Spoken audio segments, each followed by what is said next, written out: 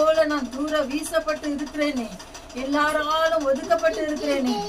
நம்பினவர்கள் என்னை கைவிட்டார்களே, நேசித்தவர்கள் என்னை விட்டு விட்டு போய்விட்டார்களே, அனாதையை போல உணர்கிறேனே என்று சொல்லி மனவேதனையோடு வந்திருக்கிற மகளுக்கு இன்றைக்கு ஒரு அற்புதம் செய்யுங்க.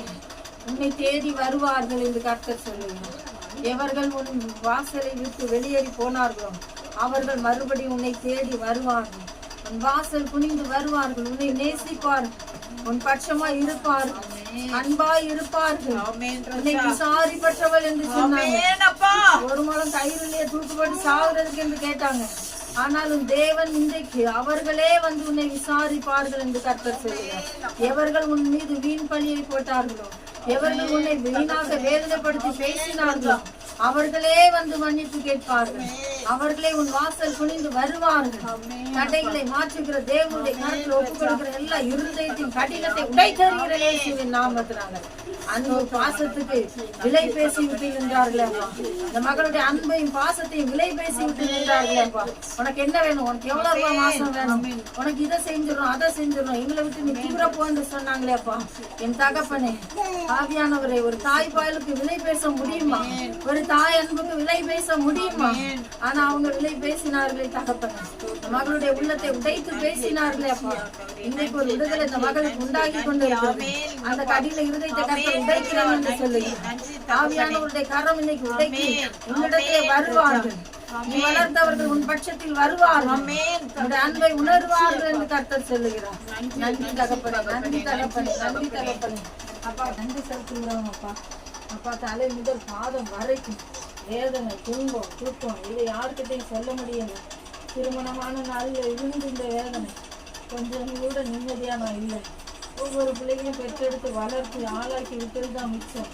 எனக்கு எந்த ஒரு சந்தோஷமும் கிடையாது. கணவரை வைத்துள்ள பிள்ளைகளை வச்சுள்ள உலகத்துல வாழ்ந்து கொண்டிருக்கிறேன். இரவான தூக்கம் வர்றதில்லை, பகல்ல சாப்பிட மனசு இல்லை. என்னுடைய வியாதி, என்னுடைய கஷ்டம், என்னுடைய குடிகார கணவர், பிள்ளைகள் படுகிற பாடுகள் எல்லாவற்றையும் பார்க்கும் பொழுது எங்களுக்கு ஒரு செழிப்பு ஆசீர்வாதம் வராதா? நாங்க கடைசி வரைக்கும் இந்த நிலைமையில தான் இருக்கணுமா ஆண்டவரே என்று சொல்லி இந்த உள்ளம் கதறுகிறதை நான் பார்க்கிறேன். என் மகளே, நான் உனக்கு செழிப்பை கட்டளையிடுகிறேன் என்று கர்த்தர் சொல்லுகிறார்.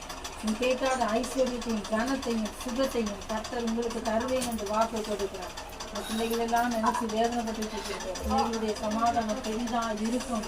பிள்ளைகள் வாழ்ந்து சுகித்து இருப்பாங்க. பிள்ளைகள் வாழ்க்கையால் நல்லா இருக்கும்னு நான் நினைச்சேன். அதுவும் கஷ்டப்படுறேன்னு நினைச்சு வேதனைப்படுறது. தேவன் அவர்களை உயர்த்துகிற நேரம் வந்து அவங்களுக்கும் கை நிறைய சம்பளத்தை கொடுப்பார். அவர்கள் ஆத்மாவை காப்பாற்றுவார். அவர்கள் ரட்சிக்கப்படுவார். அவர்கள் இந்த பூமியில தலை நிமிர்ந்து நடப்பார். குடிகார கணவர் இனி அவ்வளவுதான், இனி மாற மாட்டார் என்று எல்லாரும் சொல்லிவிட்டாங்க.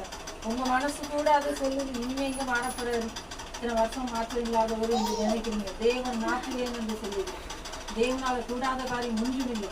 விசுவாசிக்கிறவங்களுக்கு எல்லாம் கூடும் என்று கர்த்தர் சொல்லுது. இப்பொழுது நீ மாற்றப் போகிறதற்காய் ஸ்தோத்திரம். உங்களுடைய அன்பு கரம் அதை செய்ய போகிறதற்காய் ஸ்தோத்திரம். ஆவியானவரே உமக்கு நன்றி. தலை முதல் கால் வரைக்கும் இருக்கிற பலவீனம் இயேசுவின் நாமத்தினால மறையட்டும். கைகளில் இருக்கிற பலவீனம் மறையட்டும். ஒவ்வொரு மொழியில இருக்கிற பலவீனங்கள் மறையட்டும். கால்களில் இருக்கிற பலவீனங்கள் மறையட்டும். இயேசுவின் ரத்தத்துக்குள்ள ஒப்பு கொடுக்கிறோம். இயேசுவின் ரத்தத்துக்குள்ள ஒப்பு கொடுக்கிறோம். இனி ஒரு நாள் இந்த வேதனை திரும்பி வரவே கூடாது. இயேசுவின் நாமத்தினால எல்லாம் மறையட்டும். வலிகள் வேதனைகளை எடுத்துக்கொண்டு வெளியே கோபி சாப்பிடு. யார் ஒன்று அனுப்பினாலும் அங்கே குடும்பத்தை விட்டு விடு என்று இயேசுவின் நாமத்தில் கட்டளையிடுகிறோம். நமக்கு நன்றி செலுத்துகிறோம்ப்பா. நம்ம கோடி கோடி நன்றி. ஆவியானவரே, அன்பு மகனுக்காக சூட்டு மகங்கள் போட முடியுமாயா? அப்பா உமக்கு நன்றி. தெய்வீக ஒரு சுகம் இந்த மகனை தொடுகிறதற்காக நன்றி செலுத்துகிறோம்ப்பா. பலவீனம் உள்ள மகனுப்பா, இந்த பலத்தால் இணைக்கத்தை ஒரு தைரியத்தை கொடுங்க. வேலையில நல்ல உயர்வை கொடுங்க. கை நிறைய சம்பளம் கொடுங்கப்பா. இந்த வேலையில யாரும் இந்த மகனை தொந்தரவுப்படுத்தக்கூடாது. எல்லா அதிகாரிகளும் இந்த மகனுக்கு சப்போர்ட்டா நிற்கணும். கூட வேலை பார்க்கிறவங்க மகனுக்கு சப்போர்ட்டா நிற்கணும். எல்லாரும் இந்த மகனை ஆதரித்து கொள்ள வேண்டும் கர்த்தாவே. நீர் அப்படி செய்ய போறதற்காக ஸ்தோத்திரம். உங்களுடைய கரத்திலே நான் ஒப்புக் கொடுக்கிறேன். சகல ஞானத்தின் வீட்டாகிய நீர் இந்த மகனுக்கு இப்பொழுது உங்களுடைய ஞானத்தை கொடுத்து எல்லாவற்றையும் ஞானத்தோடு செய்து முடிக்க, இது விளங்கவில்லையே, இது புரியவில்லையே, இது எப்படி செய்ய வேண்டும் என்று சொல்லி மகன் திகைத்து நிற்கும் போதெல்லாம் பரிசுத்த ஆவியானவருடைய ஆலோசனை இந்த மகனுக்கு கிடைக்கட்டும். மற்ற மனிதர்கள், அதிகாரிகளுடைய கூட வேலை பார்க்கிறவர்களுடைய ஆலோசனை கிடைக்கட்டும். ஏற்ற வேலையில உயர்த்துவேன் என்று சொன்னீரை, சீக்கிரத்துல உயர்த்துங்கப்பா. மகனுடைய கண்ணீரை கொடைங்கப்பா. மகன் எதிர்பார்த்து கொண்டிருக்க நன்மைகள் கிடைக்கட்டும். தடைகளை இயேசுவின் நாமத்தில் மாற்றி செபிக்கிறேன். இந்த குடும்பத்துக்கு நல்லது செய்யணும்னு நினைக்கிறேன். அந்த மகனுக்கு நீ சீக்கிரத்துல நன்மை செய்வீராக, அதிசயங்களை காண செய்வீராக. உங்களுடைய கருத்துல நான் ஒப்பு கொடுக்கிறேன் அப்பா. நமக்கு தேவையை அறிந்திருக்கிறேன். கொடுங்கப்பா. கொடுங்கப்பா. சுகத்தை ஆரோக்கியத்தை கொடுங்க. அருமையான குழந்தையை ஆசீர்வதிங்க. பேசிட்ட ஞானத்தை கொடுங்க.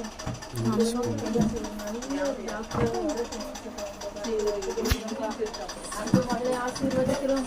அவங்களுடைய கவலை எதிர்ப்பெல்லாம் நீங்க அறிந்திருக்கிறீங்க. அவங்க பண தேவையில்லை தந்தீங்கப்பா.